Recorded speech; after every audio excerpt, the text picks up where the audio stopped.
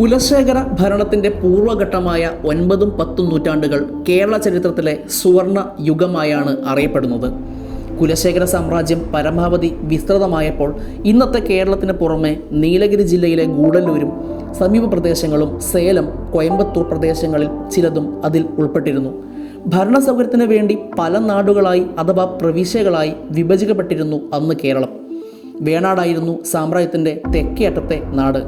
കൊല്ലം, കൊട്ടാരക്കര, ചിറയൻകീഴ് എന്നീ താലൂക്കുകളും തിരുവനന്തപുരം, നെടുമങ്ങാട് താലൂക്കുകളുടെ ഏതാനും ഭാഗങ്ങളും ചേർന്നതായിരുന്നു അന്നത്തെ വേണാട്. കൊല്ലമായിരുന്നു തലസ്ഥാനം. ചക്രവർത്തിയെ പെരുമാൾ എന്നാണ് വിളിച്ചിരുന്നത്. ഭരണപരമ്പരയുടെ ഏറ്റവും മുകളിലായിരുന്നു പെരുമാൾ. സിംഹാസനാരോഹണം മരുമകത്തായമനുസരിച്ചായിരുന്നു.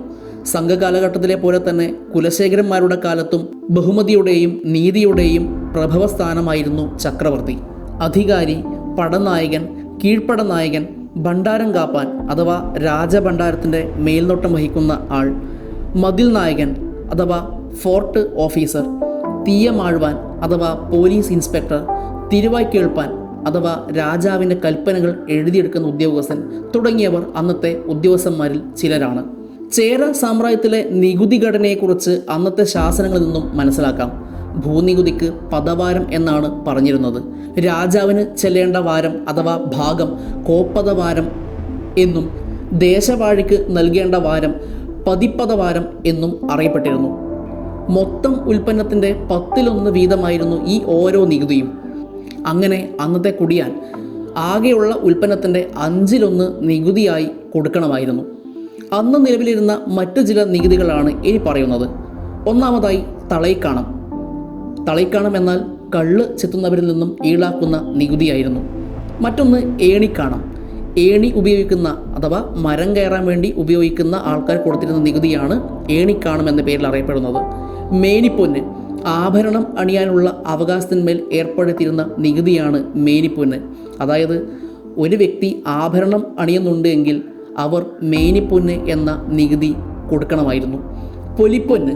ഒരു തരം വിൽപ്പന നികുതിയാണ് പൊലിപ്പൊന്ന് എന്ന പേരിൽ അറിയപ്പെടുന്നത്.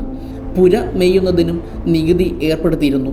കുടനാഴി എന്നൊരു നികുതിയെക്കുറിച്ചും ശാസനങ്ങളിൽ പറഞ്ഞു കാണുന്നു. ഒരു കുടം കള്ളിന് നാഴിക്കള്ള് എന്ന കണക്കിന് കൊടുക്കേണ്ടിയിരുന്ന നികുതിയാണ് ഇത്. അതായത് ഒരു കുടം കള്ളിന് കുടനാഴി എന്ന നികുതി കൊടുക്കണമായിരുന്നു.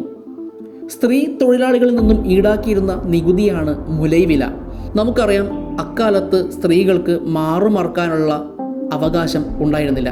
അങ്ങനെ സ്ത്രീകൾ കൊടുക്കേണ്ടിയിരുന്ന നികുതിയായിരുന്നു മുലൈവില എന്ന പേരിൽ അറിയപ്പെടുന്നത്.